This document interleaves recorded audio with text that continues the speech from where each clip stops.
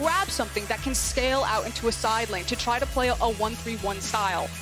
Or do you just kind of like hunker down, also grab for your big 5v5 and say, we'll see you there? Do the bans signal any intent to you? So far, the Olaf has been taken away, obviously with the Jarvan secured here for Gilius.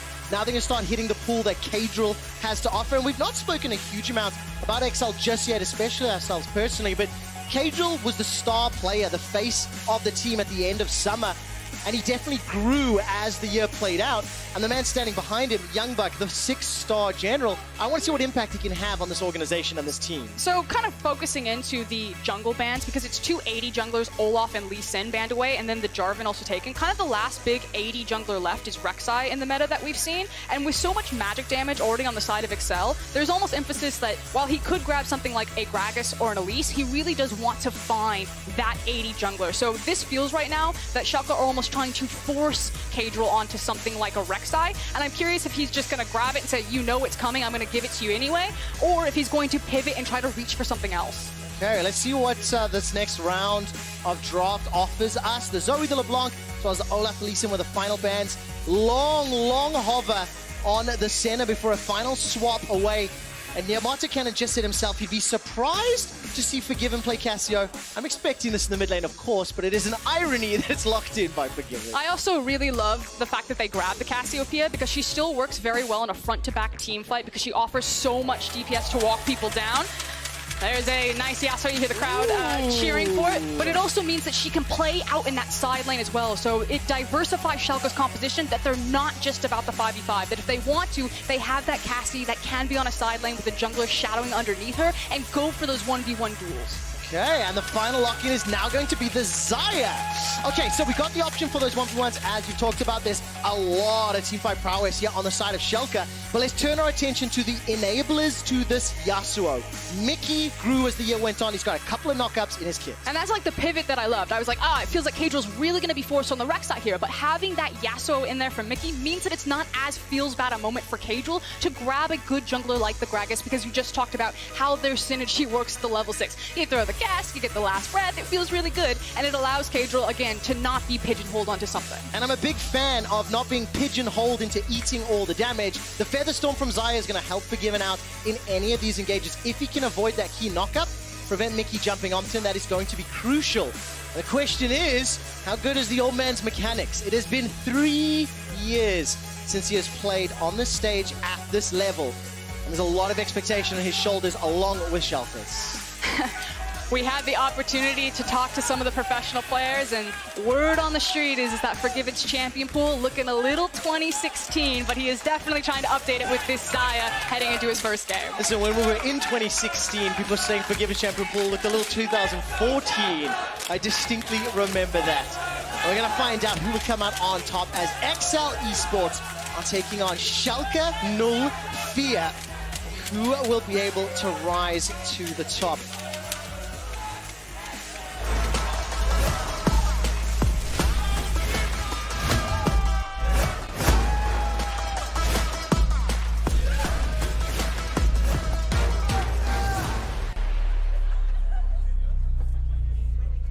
We have a pause, unfortunately. All that build-up, all that hype, all that anticipation. But we can talk about our new sponsor. We can indeed. It's time to have a break, Heva.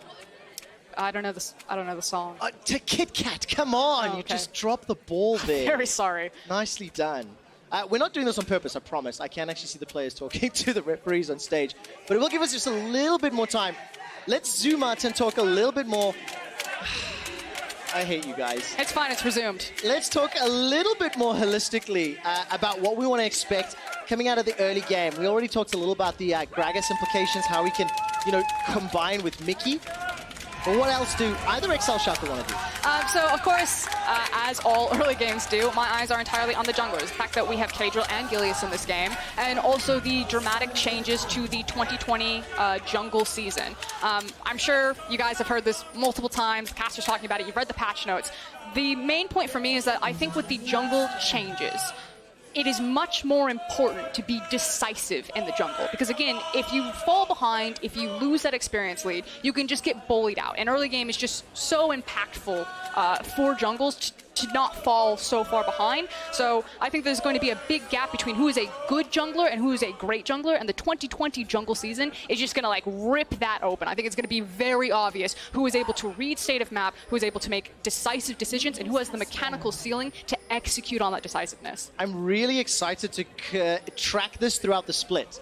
We're 3 games in, and we've already got such high anticipation and expectation for these teams and for these players. I'm just taking a look across the map right now. No early shenanigans. A couple of wards there placed by Mickey just as he steps up in towards the chicken camp, and it is pinged out by Schalke, so they're aware of the vision. Yeah, just trying to get information, but like you said, both teams kind of know where the scouting has gone down, so how it's going to, what's the word I want to use?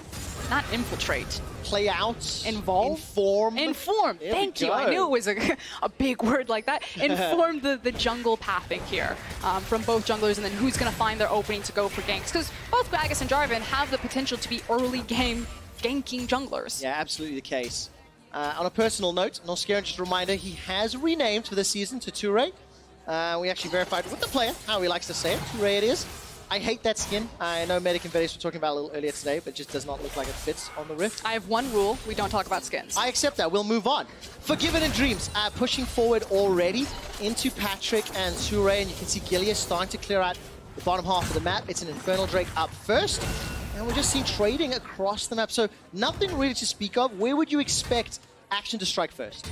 It's always going to be about who has priority, who's going to get access to level 2, level 3, kind of these big ganking windows, and then what you're going to do with the priorities that your lanes create. Like, did someone overextend, expose themselves to a gank, or is this just going to be a quiet farm out, which either team would also be, you know, more than happy to do. This aren't either team compositions that are really feeling a lot of pressure to execute anything in particular in the early game. There's opportunities basically every which way you break it, so unfortunately we're going to be pretty reactionary to what we see going on the map, which is an invade on Raptor Camp. All right, so Mickey already showing an indication that he wants to step forward. Caedrel right there with him. These two definitely developed a synergy over the course of summer and started to become heavy hitters here in the LEC. While down at the bottom lane, Toure is busy being hammered away. His HP down to about 50% as Forgiven and Dreams just continue to shove up. No noticeable CS advantage, and I think if Patrik clears up, he'll actually take a minor lead over Forgiven. Yeah, but just trying to be as abusive as possible down there on the Xayah and the Nautilus, knowing that you had information that Gilius was on the bottom side of the map, but Caedrel was not. Also now spotted across from a ward that just died on the Raptor camp as he moves up to take Gilius' Krug camp, and Gilius in return then wards the blue side Raptors. Okay, gonna pop that Scry as Bloom, start to back away, so a little bit of trade of control in terms of where the junglers are spending their time. And this is just such a fun start because we get to have this litmus test of how both of these respective teams are gonna perform and inform the shape that they're coming out of the off-season on. Because we've seen a wide variety of plays and games today.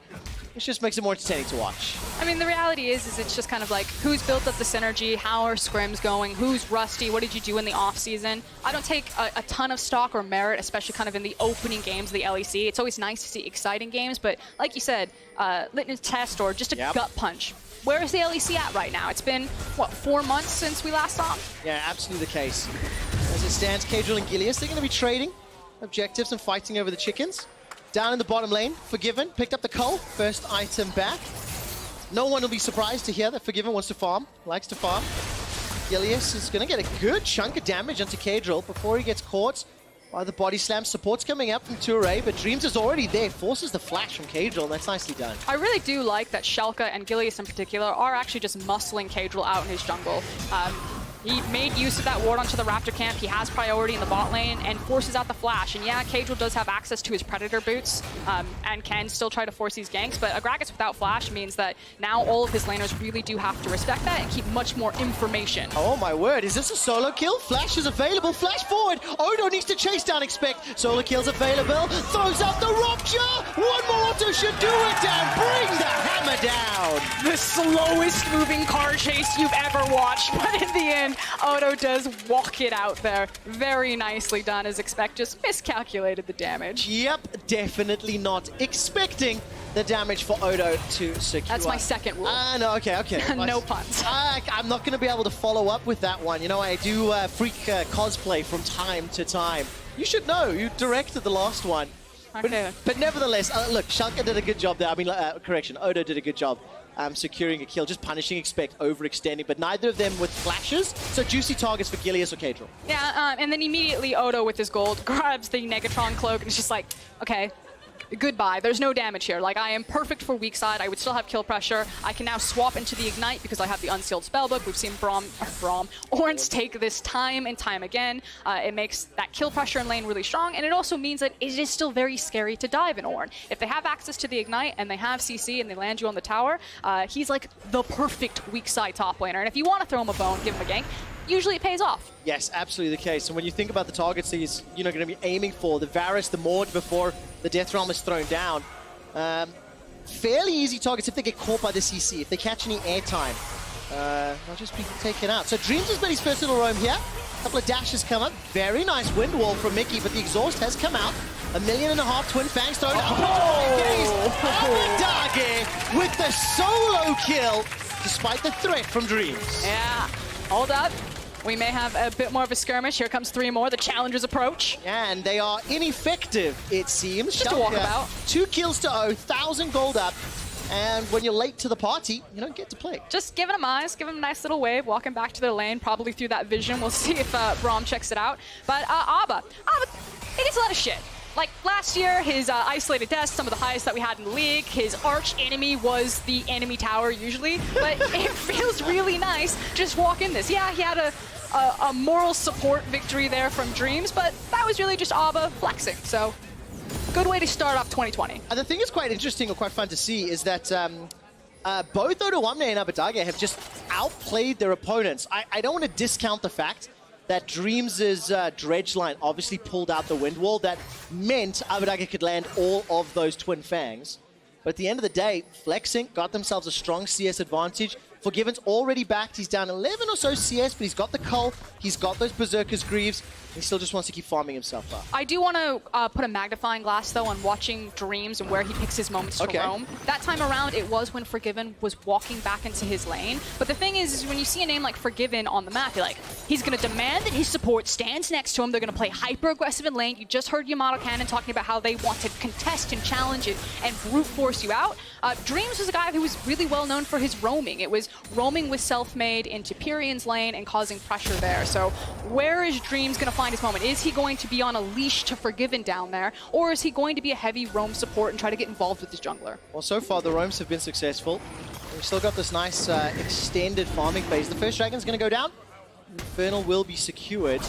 Just small CS advantages in the top and the mid for Schalke, while Patrik on this Varus, 85 to 72. Gilius will arrive just in time to watch it go down. And there's no further follow-up, despite some sniffing around here. Dreams got himself the ability to chase down. And waiting to see if they engage. That's a flash forward. The dredge line catches onto Toure. He's got exhaust and flash available. Feathers have come out. There goes the engage from Gilius. He gets the knockup. Defensive flash from Forgiven. Expect is looking for a target, but it's Dreams. That's going to go down. There will be a trade as Gilius manages to pick up Toure. So far, support for support. And the teleport was expended from Expect. Yeah, so in the end, I'm going to give it a slight advantage to Schalke, even though they didn't get the Drake, simply because they got the TP and nothing else really happened. Kind of a one-for-one trade. If that TP had come out and they got slammed in that team fight and they lost the Drake, then it's a very feels bad, like, Schalke, what were you thinking trying to take that fight? But otherwise, I really like how patiently they played it. It felt like Schalke made the decision, you know what? First few Drakes, also in my opinion, don't really mean anything, as long as you don't lose control of that soul. And you've heard it time and time again from all of the casters, that it's really the Dragon Soul that matters. You can kind of give away those first few Drakes, because the stats don't necessarily mean anything, as long as you fight for the back 3, and especially that soul. And I feel like every single time the soul's been available, we have seen big team fights around it. And we've seen a couple of dramatic fights, in fact, over the course of today, as well as when we're watching leagues around the world. But kind of to continue on, I like the fact that Schalke were like, we're not going to try to force this fight, but if someone steps out of position, we're going to try to grab the pick. And I think that was their goal there. It just happened to be a one-for-one trade. This is a really, really fun game because Frost, I'm going to try to paraphrase something you said to me about Schalke when you're talking about them, with them being sort of like a benchmark type of team. When you look at the experience of the players, the pedigree of the players, the expectation on their abilities, this is a team that if they can brute force their way through individual matchups, they can just pull ahead and start to take control of games, and we're kind of seeing that now. My prediction is that Schalke are effectively the benchmark. You must be this good to ride the LEC ride, and if you just get kind of bullied around by Schalke's players just because of their raw talent or individual skill, then you're not going to be a top team in the LEC. So you see that XL are keeping even with them, expect even flashing forward. He wants some revenge, doesn't manage to get the mace to land. Good damage back from the Bellows Breath, but Expect has got so much HP to play with. 150 to burn through, no flash to chase, and Odo's able to walk away with his life. Yeah, saving his flash as well, but that's still XL now getting the Infernal, now into the Rift Herald. You can see that Caedrel has slipped in underneath here, really wants to use this top and continue to funnel golden resources onto Patrik here. And I'm just trying to see where the rest of the map is for now. Dreams currently not by Forgiven's side, making his way to the top lane. Forgiven can smell it. He doesn't have flash. His ultimate is just about to come up, so very good map awareness to not step forward. Now bot. All right, the Ornn Horn has been summoned. That's the flash. Will not find the knockup just yet. Gilius throws down the Cataclysm, and Odoamne picks up his second of the game. 2-0. Nearly a 20 CS advantage, and that extends the gold lead to 1,500 in favor of Schalke. So where Forgiven could sniff that the gank was coming, unfortunately Expect gets the memo just a little bit too late there as the 2v1 crashes. And all kudos here to Schalke. All eyes on Forgiven. All talk about Forgiven. Everything and stories and hype.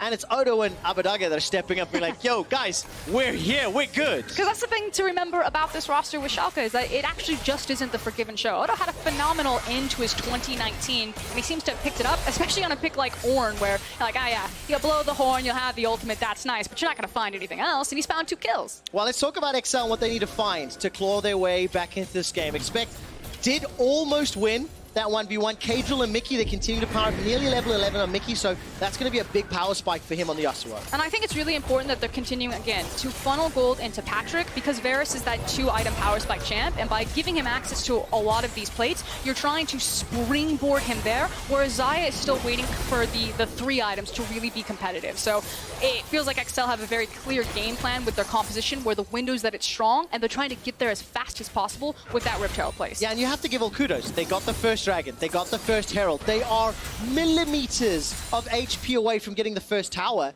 So that gold lead is, relatively speaking, insignificant. As long as they can keep their primary carry, who's the most farmed, in Patrik's Varus, alive and well.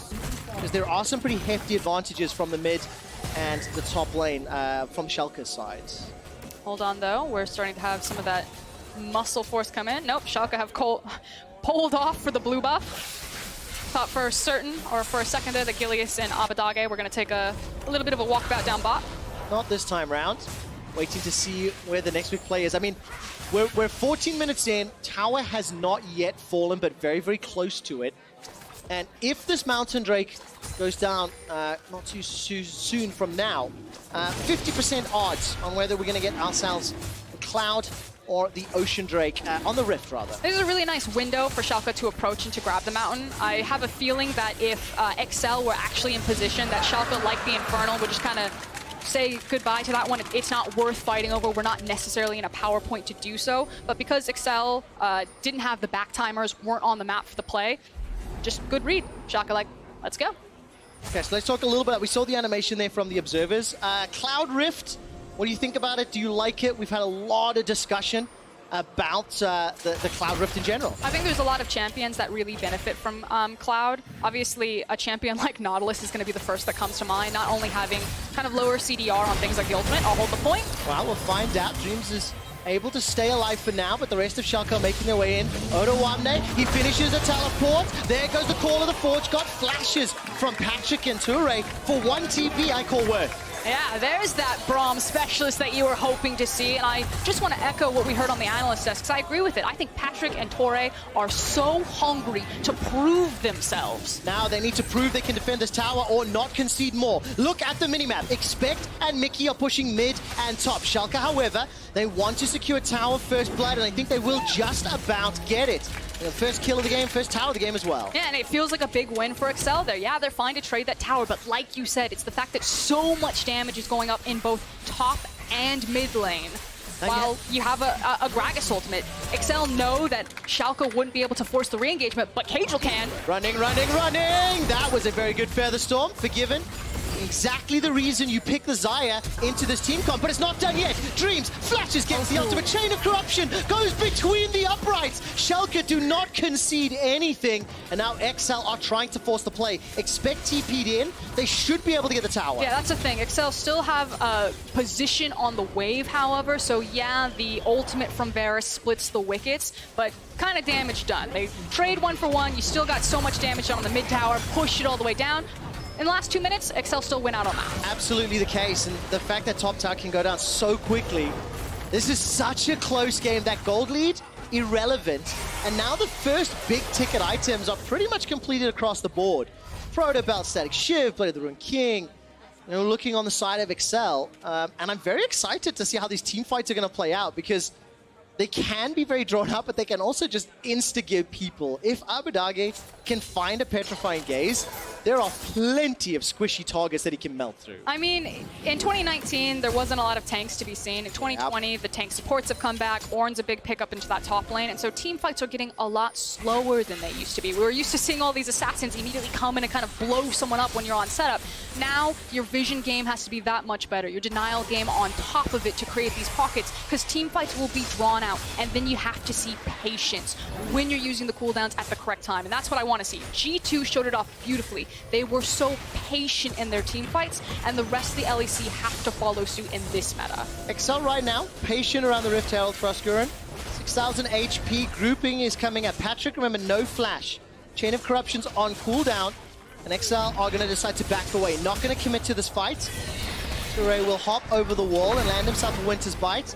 Throw down the fissure. I didn't see that dredge line. I think it connected with a wall. In fact, Dreams is taking a lot of damage. He turns and burns. And Patrik is able to run for now. Forgiven is caught out. Got flash available to him. The barrel sends him forward. He's down. He could not flash. He was locked into place. Now Dreams throws out the ultimate. He gets a knockup. Odo and Abbedagge, they arrive. That's a massive knockup.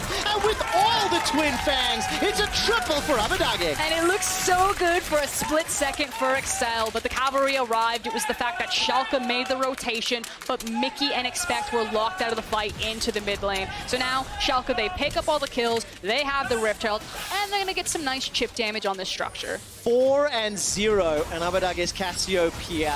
Odoamne 2-0-3 on that Ornn. Expect is kind of sniffing around.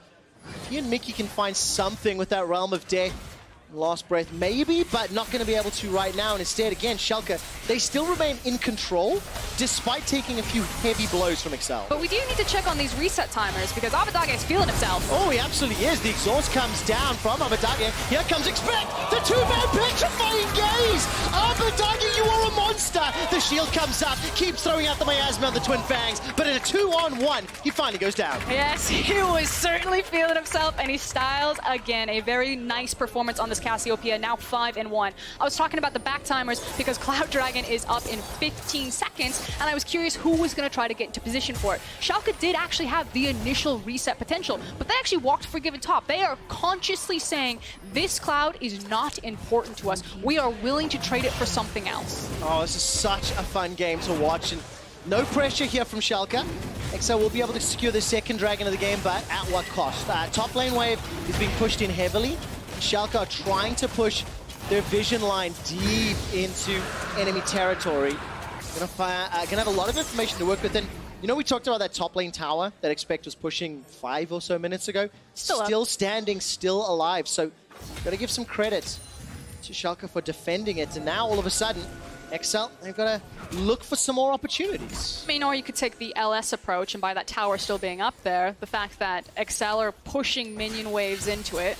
I don't think it's necessarily one of those situations, though, because it's been Cassio that's been eating up. But it is something to always track when towers do sit up there, how much farm they are kind of denying as they're left to their own devices. And it's still small differences. 10 separating the mid laners, 10 separating the top laners. It's only Patrik that's maintained that plus 20. And with the second Herald going the way of Schalke, they're going to get that charged up, boop, onto the middle tower. That will secure it.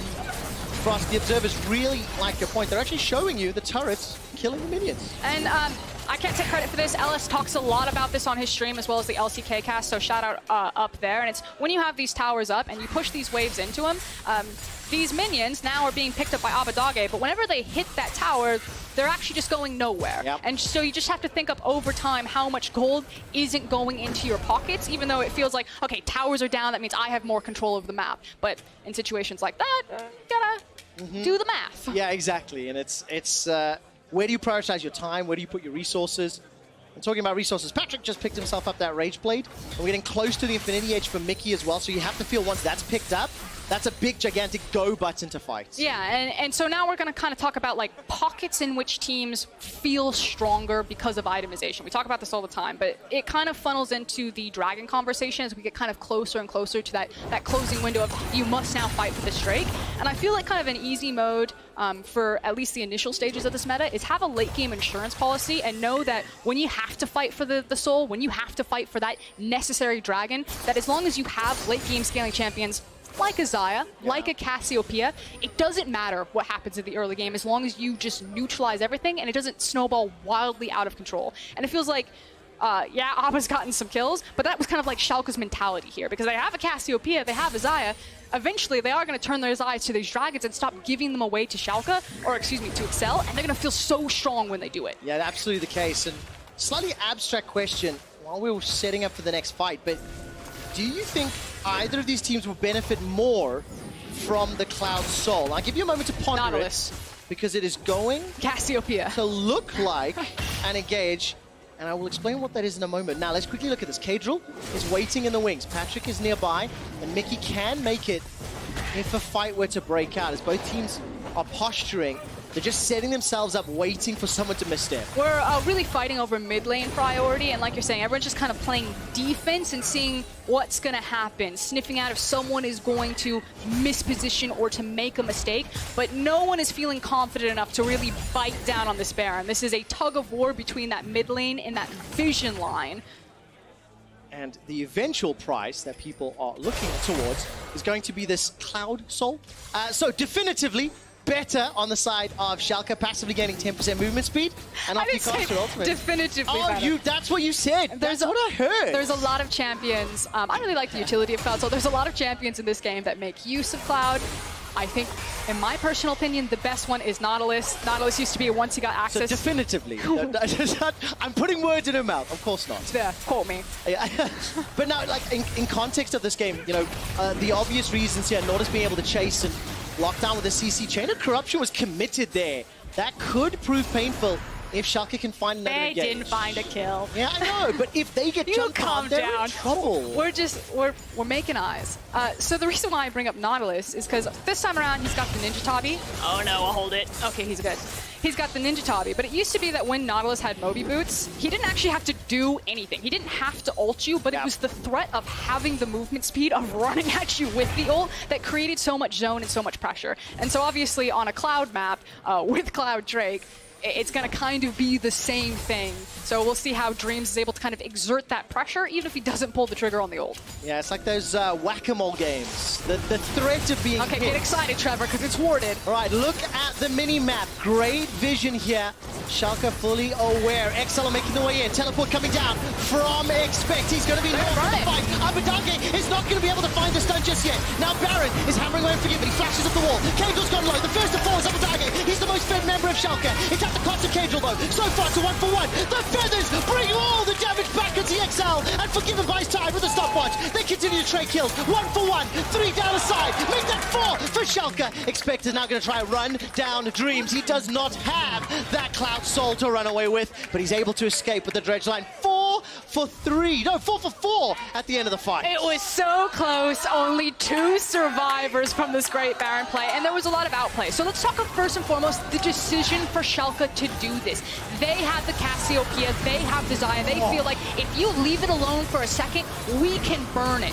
But Excel do show up just in the nick of time, and then it's outplay after outplay, especially for Forgiven on the back half of this fight, to get the flash out of Patrik into a stopwatch. And Patrik turned away from the petrifying gaze. Yes. Following Cassiopeia flying at him, He turns, he avoids the stun, and just turns it around. Now, I'm not gonna lie, the first few minutes of this game, I felt like Schalke were making some great punches, but at no point has Axel been out of this game. They got the first Dragon. They got the first Herald. They're tied for towers. The gold lead is irrelevant, and you can see when the team fights happen, these are so fun to watch. And with so many key summoners and ultimates down right now, and again, we talked about kind of those pockets, those windows of power, you can see it in the itemization. Varus has 3, you've got 2.5 on Xayah. So obviously in this current pocket, Exceller, again, we're gonna come in, we're gonna take the Dragon, and that means your window is getting shorter and shorter, Schalke. I see your decisiveness to pull a trigger onto a Baron.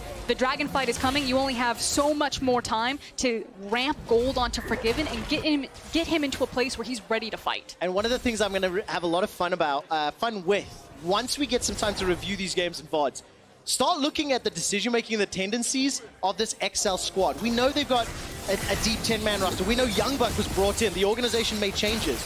We know they won the Neo Surf Cup. But what I'm interested to see is, can we see the flair of Youngbuck on how teams play and how they treat different aspects of the game? I haven't had the chance to quite digest it yet, but it's something we'll have a whole split to look at and talk about. Before we look at Youngbuck, I also do want to point towards Dylan Falco, because I see Abbedagge right now on this Cassiopeia. He's a big deal. He's very powerful right now, and there's not once that Abbedagge has really looked towards that side lane. We talked about it in Champions Select that a lot of other LEC teams would use Cassiopeia in that capacity because she is such a good duelist, especially if you can have Gilius on Jarvan kind of shadow underneath her. But Schalke last year, and it seems also this year, have this tendency where they just always want to group up, which, don't get me wrong, their comp is also strong there in a straight 5v5, and maybe if you have Forgiven on Xayah, you're like, it doesn't matter, I don't need to play a side lane, I just need to stand next to this guy. But it's things to keep track of like that. The fact that Schalke still haven't really diversified their playstyle, they don't feel super comfortable playing out into those side lanes, and it continues to hold true. It does indeed. Multi-man stack, all 10 players around the mid lane. Schalke are positioning themselves for, feels like another Baron fight. Just a quick reminder that thanks to Ornn, the Fireforge Cave, the Infernal Mask upgraded in Ornn's inventory. Zonya's Paradox in Abbedagge's, as well as that Molten Edge sitting with Forgiven. So he's just making it rain. It is. Money. I mean, he absolutely is.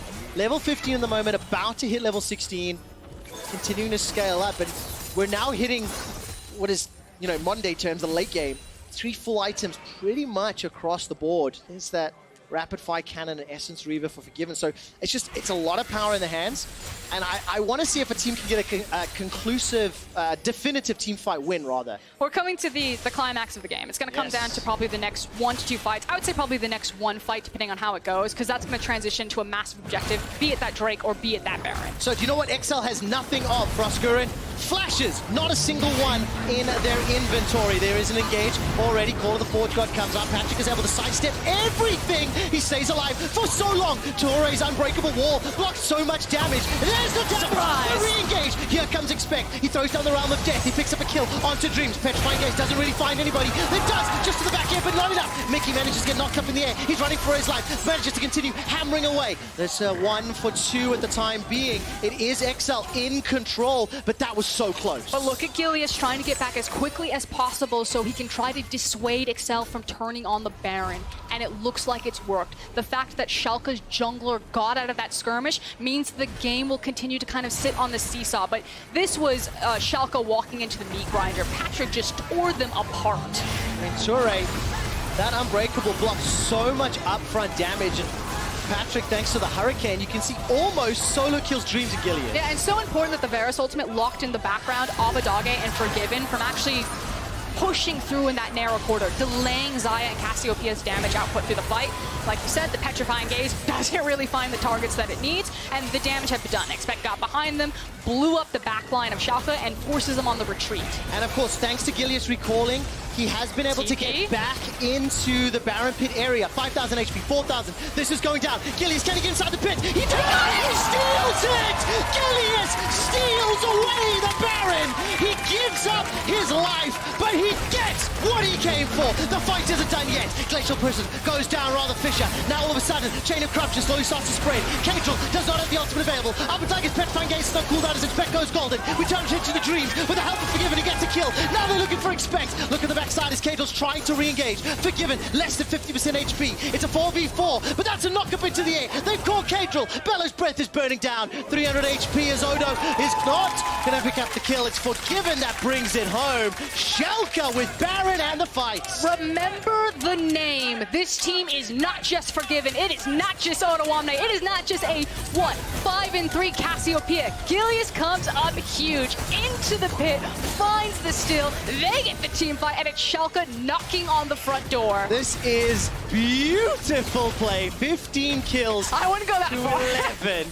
The fun. It is fun. It is enjoyable, and it's going to be another Cloud Drake secured by Abbedagge. We can ignore the question, what is a side lane for now, right? Because there's been a lot of mid lane for the last few minutes. But this is that Baron. But it goes back Frost. This is like a Mr. Fantastic move. Like, look at the stretch arm on that to get in the pit. Unbelievable. But it goes back to what you were saying. If Gilius didn't, get back and recall when he did, 1 second would have been the difference from being unable to secure the steal. It's also both teams willing to be decisive on imperfect information. The fact that you had Schalke and then Excel kind of back-to-back saying, no, we're going to try to force and burn this Baron down. They absolutely did. Taking a look at how the rest of this team fight plays out, Caedrel was really just looking for an opportunity to re-engage. Managed to do so, and that volcanic rupture just catching him out. Yeah, super great heads up from Odoamne and Dreams to, again, be that defensive lineman, the Bash Brothers, if you will, around little Xayah there. It's very exciting when you think about a team. If a team is able to play these like team fight comps, and you've got players like Abbedagge or Forgiven who you expect to perform at a specific level, I want to see how they grow, of course. And for the time being, they now have a huge advantage. Got that Baron buff, got themselves a 4,000 gold lead.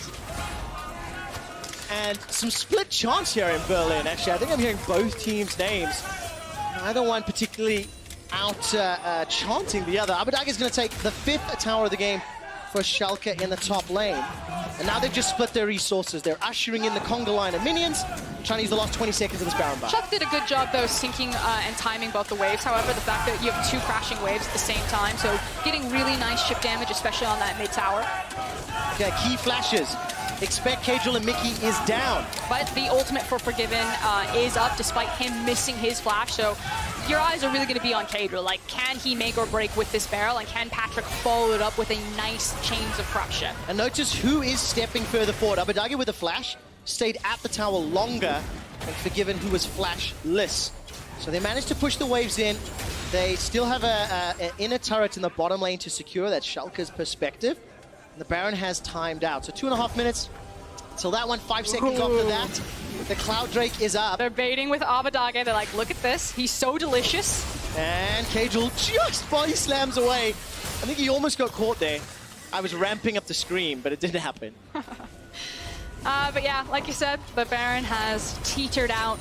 Schalke need to take care of that bottom wave. The Cloud Drake will be spawning in about 2 minutes, but we're past that point. Everyone's got kind of their core itemization. It's going to come down to execution on these fights and these skirmishes. And for the time being, we've seen a mixed bag. It's been a fun one. After 33 Everyone's minutes had of their gameplay, moment in the spotlight. I love it. I love it. After 33 minutes of gameplay, Frost, you had a pre-split sort of power ranking, if you will. How would you rate the team's performance 30 minutes in from what we've seen versus what you were expecting, of these players and of these organizations? I think people are, underrepresenting Excel. I think it's kind of the easiest place to start there, because I feel like everyone's talking about, the Origins, the Fnatic, the G2s. No one's really talking about Excel, Misfits, that kind of fly underneath the radar. People saw the Neo Surf Cup, and I think they just assumed, these are 2 bottom of the table teams, and you're basically watching like low quality League of Legends. I don't think that's true. I think it's super easy to say that Excel just kind of made upgrades across the roster. I really like the addition of Patrik and Torre. And then on the other side of Schalke, I don't need to drum up the hype for Schalke. Exactly. They do it all on their own. I want to go back to the Excel point very quickly, though, because I really like the sentiment that you said, that there's upgrades pretty much across the board, in terms of players they have picked up in support staff. They've picked up. The question that I do not have an answer to yet is how much better, right? And that's what we're going to see over time. This game is by no means over. a key ultimate from Mickey, who has 3.5 items for now. Give Patrik enough time with 4 items, and he'll be able to burn through even Odoamne's Ornn. You know, there's still possibility, but their margin for error is so much smaller. Yeah, like, I agree with you. I think it comes down to execution. Both these team comps have still windows for victory. I'll hold it, though, as Gilius has gone very deep on Patrik. He held the flash for so long, Frosco, and Gilius is now below 100 HP. The fissure goes up, that's not up! Abbedagge stays alive a few seconds longer. He uses the hourglass, managed to stay alive. Now expect he does the same. Odoamne's on the front line, 3,500 HP. Forgiven, claim front line ADC. He side flashes, continues throwing out the feathers, throwing out the altars, feather storm to dodge away from the engage from Caedrel. He stays alive long enough to keep putting the damage down. Man, the fight's not over yet as Odo will just about get burned. Remember, the fight started with Patrik getting jumped on, and the fight ends with Patrik getting the kill. I love tank metas because you get to see so much more. So obviously the first part of that fight, Gilius just like, nah, we're gonna fight now. Just goes to slam dunk on Patrik, immediately regrets his choice. And then the back half, Forgiven just going God-given mode as now the Baron and a TP back in. This is fantastic. Gilius is across map, he's not there for this. No, he's not. Abbedagge can make it for the follow-up fight. Petrifying Gaze is available. Baron is not being burned down quickly enough. There is some support They have to fight, coming. they don't have a smite. Gilius is going to make his way in, 3,500. Caedrel is the only to go over, throws the barrel, sends Forgiven away. But the Baron is enlisted to help Schalke. Abbedagge with the Petrifying Gaze. Patrik gets the double. He's not done yet. Turns his attention to Abbedagge, who's locked inside the realm of death. Piercing arrow comes out. That's a triple. Actually kills secured by Caedrel. In fact, crucially, the Baron was interrupted and Gilius is alive. He's done it once! TP coming back in from Odo. Can he do it again? Call of the Forge God, it is available. Blow the Ornn horn and bring the game to a close. Not yet. Look, Schalke lost the fight, but they prevented the objective going down. That was such a smart call from Excel, though, to see that the Dragon goes down and that Gilius is across map to immediately turn on the Baron. It almost pays out for them. Expect with the flash to grab hold of Forgiven. Okay, we gotta go all the way back. Now remember, Gilius tries to dunk on Patrik. It's Patrik that then dunks on Gilius. Gilius like, I'm out, man. I don't want anything to do with this. And check out, he expects Hourglass to dodge this Cassiopeia ultimate. Oh, haha. Hundreds of thousands of viewers making that sound effect right now, but all credit. Wait, I think he might have ulted. I can never tell with the spectator. He manages to also like side flash and then feather storm the follow-up engage from I think it was Caedrel there. Just fantastic individual play in what was an extremely exciting fight. I feel like I can never see the Mordekaiser green enough. Hold up. This was the replay of the follow-up fight as Schalke were able to dissuade the Baron. The mini-map. Oh, see, I thought I was already. I was back in. I was like, okay. I got you, Frosco, because the teams are poising to fight. Yeah, the flash from Expect there to grab hold of Forgiven in front of the Baron fight. If Forgiven survives there, that might be the Baron for Schalke, so yeah, absolutely. I mean, knife's edge. There are so many plays that you can break down this game. Keep your eyes on the items. You know, Abbedagge, 5 items completed for now. A 5th secured for Patrik. 68k, 65k, 17 kills, 15. Oh, the tension is building. The engage cames out somewhat. Watch Caedrel come down. Realm of Death throws down. Odo and Expect, they're locked inside. But watch Caedrel. What's he going to do with the ultimate, and how much damage will Mickey do on the follow-up? That's the big thing. Okay, not going to find it just yet. I'm looking for the explosive card. There goes out the ultimate from Dreams. The knockout Gilius manages to put down the Cataclysm. It's a trade, 1-for-1. Jungle for top, Petrifying Gaze. Locks down Torre. Unbreakable wall, still standing, still alive.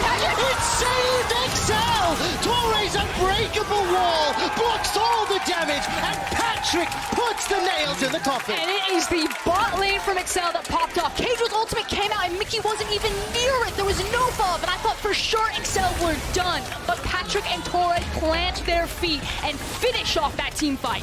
30-second death timers as the base is now being pushed after being down the entirety of the game. Excel stand up and say, we will not go down without a fight. The world was yelling, God-given is back, and Excel said, hello, this is Patrik. Excel take down Schalke.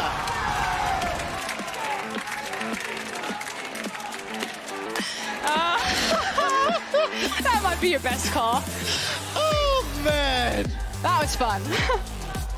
We saw flashes from both teams, a lot of individual flexing across the board from both players, but huge credit to Excel. They controlled the dragons, they controlled the Rift Heralds. It was just a very methodical game, and it was really kind of those flashes of brilliance from Schalke that they were able to kind of match 1-2 punches, but Excel just played really clean League of Legends, and I'm going to have to make the assumption, I'm going to say, good job, Young Buck. You have a very talented crew of players. I think Excel made upgrades kind of across the board, and you're starting to see the fruits of that labor.